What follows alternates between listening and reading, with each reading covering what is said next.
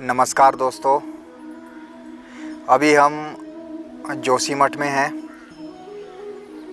और यहाँ की हसीन वादियों का आपको दर्शन कराता हूँ। जोशीमठ एक हिमालय क्षेत्र में पड़ता है, चमोली ज़िले में।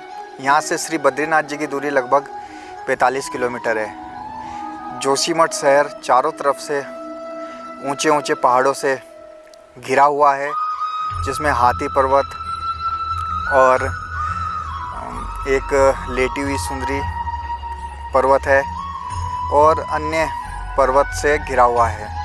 तो आज हम आपको लेके चलते हैं।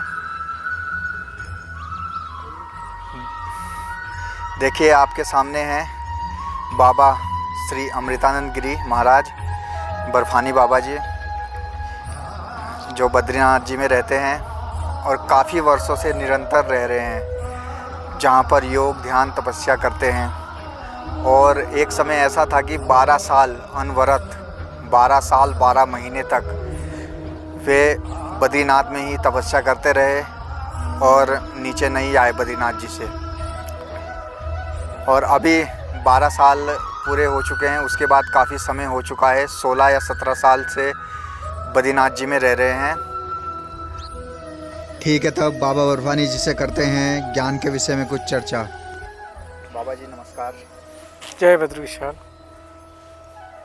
बाबा जी, आप जैसा कि मैं जानता हूँ, आप 12 साल तक लगातार श्री बद्रीनाथ जी में तपस्या की आपने, 12 साल 12 महीने। तो वहाँ का जो आपका अनुभव है वो हमारे साथ साझा कीजिए।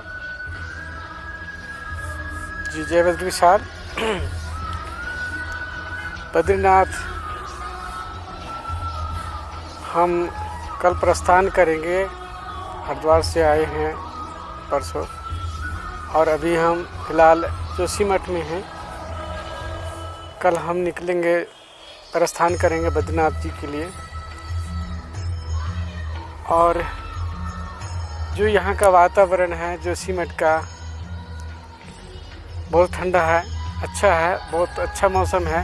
बद्रीनाथ जी का जो हम रहे हैं बद्रीनाथ धाम में, बद्री विशाल जी में 16 वर्षों से हम रह रहे हैं बद्रीनाथ में। और जो तपस्या किए हैं, साधना किए हैं, जो अनुभूतियाँ हुई है, जो साधना करते हैं, जो वहाँ की दृश्य है, बद्री विशाल जी एक स्वर्ग जैसा है।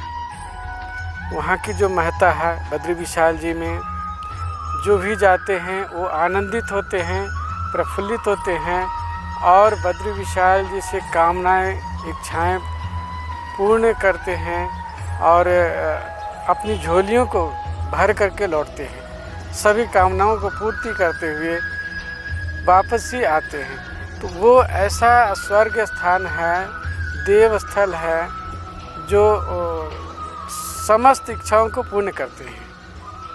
बाबा जी ने आपको बताया। बाबा जी, मैंने ये भी सुना है, मतलब सुना भी है, देखा भी है कई चित्रों में, कि जब आप वहाँ पर बद्रीनाथ जी में रहते थे, अभी भी रहते हैं, लेकिन जब आप वहाँ पर अनवरत जो 12 साल रहे हैं, कभी कभी आप वहाँ तपस्या करते थे तो बर्फ़ पड़ती रहती थी और कभी कभी ऐसा होता था कि आप बर्फ़ में आधे ढक जाते थे। मतलब ऐसा क्या आपको ठंड नहीं लगती थी? क्या अनुभव होता था उस समय आपको? देखिए, शरीर है, शरीर का तो धर्म है सर्दी गर्मी लगना, पर जिस हम क्षेत्र में जहाँ रहेंगे और जिस इलाके में जैसा मौसम है, जैसा वातावरण है, उस अनुसार हमारा जो शरीर है ढल जाता है।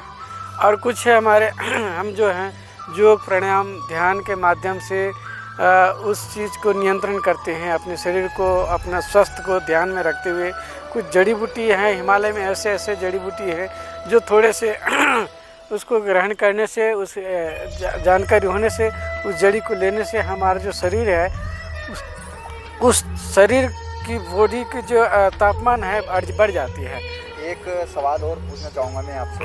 वैसे पूछने के लिए तो बहुत कुछ है जी। जैसे आप बद्रीनाथ जी में रहते हैं तो डाउन सीजन में जब वहाँ पर कोई भी व्यक्ति नहीं रहता, गांव वाले भी नीचे आ जाते हैं और कुछ लोग, चुनिंदा लोग ही वहाँ पर रह पाते हैं। जी।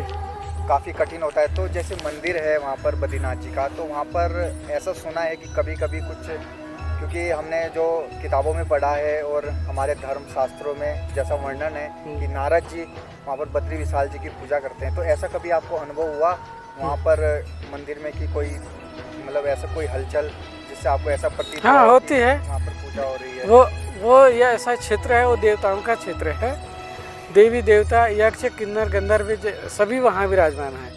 तो जैसे शास्त्रों के अनुसार 6 महीना का वहाँ बंद होता है कपाट, और भगवान बद्री विशाल जी का 6 महीना नर से पूजित होते हैं और 6 महीना देवताओं से सब पूजित होते हैं। तो बंद के दौरान जो अनुभूतियाँ होती है वो अलौकिक अनुभूतियाँ होती है, वो दिव्य होता है। उनका ज्योति स्वरूप में सिद्ध महापुरुषों का दर्शन होते रहता है। बाबा जी, आप जब परसों आए हैं यहाँ पर जोशी मठ में, तो आप उससे पहले जैसे आप बता रहे कि हरिद्वार से आए, तो हरिद्वार में आप कहाँ पे निवास कर रहे थे? हरिद्वार में कनखल है, सिंह द्वार शंकर आश्रम जो है अवधूत मंडल के आश्रम में हम ठहरे हुए थे। अपना गुरु जी का आश्रम है महाजोगी पायलट बाबा, वहाँ हम गुरु पूर्णिमा में रहे, गुरु जी के साथ में रहे, और वहाँ से रहने के बाद हम सीधा जोशी मठ आए।